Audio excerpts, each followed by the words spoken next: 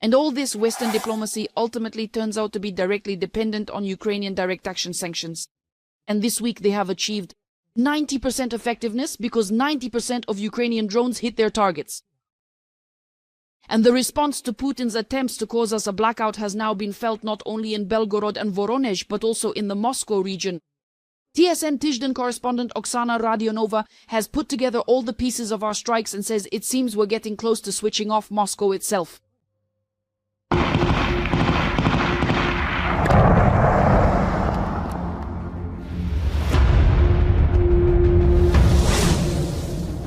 This is how spectacularly a Shahed warehouse detonated this week at the Donetsk airfield.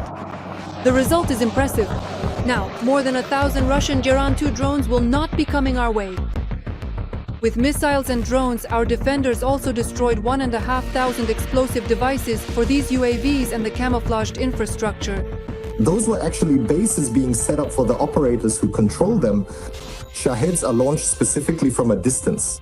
Previously, that distance was about 50 to 70 kilometers last year. Now that distance is constantly, steadily increasing.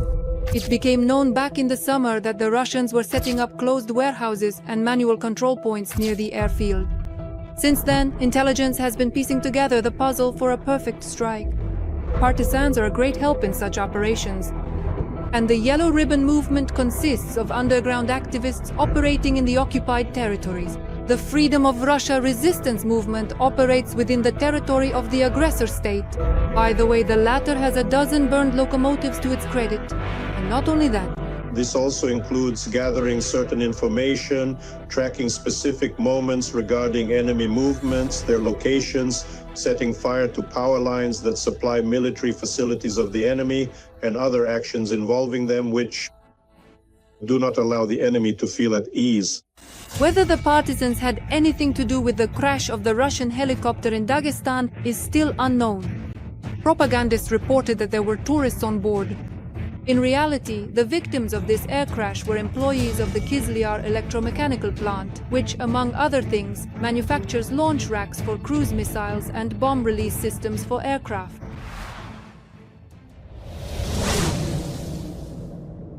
There were neither sounds of Russian air defense nor the hum of drones, only these kinds of powerful explosions.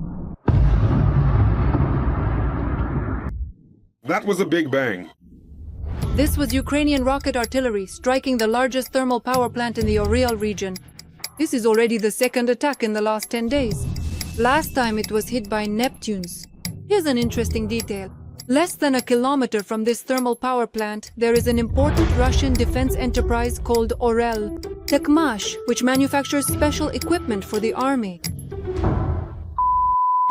Another major target this week, 350 kilometers from Moscow, is the Kostroma State District Power Plant, one of the largest power stations in Russia.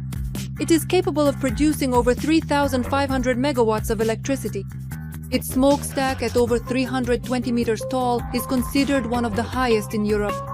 Blackouts were recorded after our attacks on the thermal power plants and in Belgorod and Voronezh.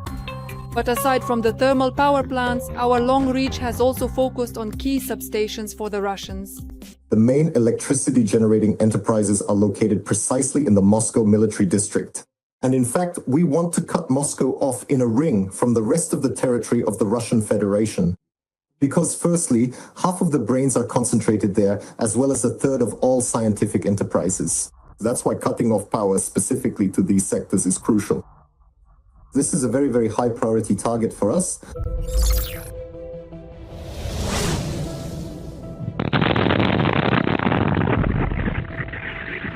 Drones have damaged key equipment at the Volgograd oil refinery. So, the giant plant, which processes 5% of Russia's total volume, has come to a halt. In addition to that, this week we hit the emergency stop at the Saratov oil refinery and shut down the Kistovo refinery. The Ryazan, Marysky, Tabashino and Tuapse refineries also faced serious problems. We attacked the cargo terminal at the port of Tuapse in Krasnodar Krai for the second time. This is where Putin's shadow fleet is loaded with oil. We struck both the pipeline and the tankers. 4 caught fire, 2 of which were filled to the brim with oil. Drones destroyed its small vessel, the North. The pier and the pipeline were also hit. After the strikes, this key ice-free oil port stopped loading and the aforementioned local refinery halted processing. This week we also struck an important chemical plant for Russia, the Sterlitamak plant, all the way in Bashkortostan, 1,300 kilometers from our border. This facility specializes in irreplaceable products for the Russian army, aviation fuel and synthetic polymers. Currently, 37% of the Russian Federation's generating and pumping capacities are idle. The fuel shortage is about 20%, and this crisis has affected approximately 67 regions. And Russian soldiers very often attack civilians in these lines.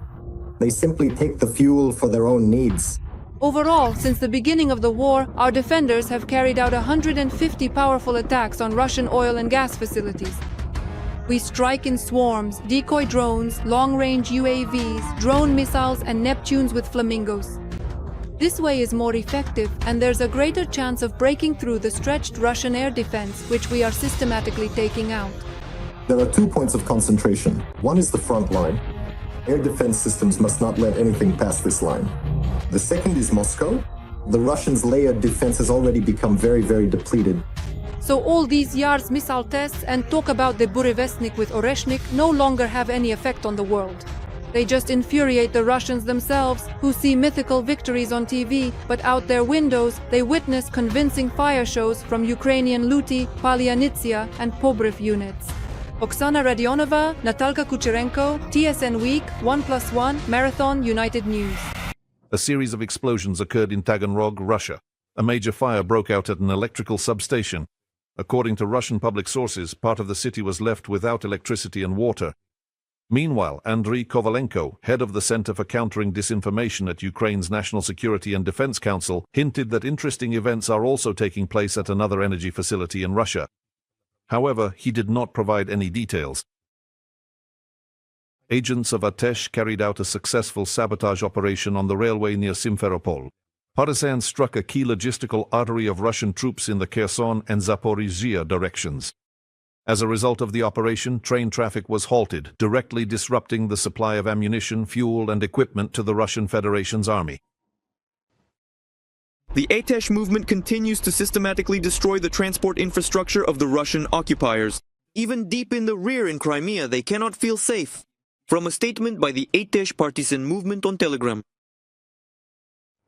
Ukraine's defense forces have halted the advance of Russian troops in the eastern part of Zaporizhzhia region and have cleared several settlements there.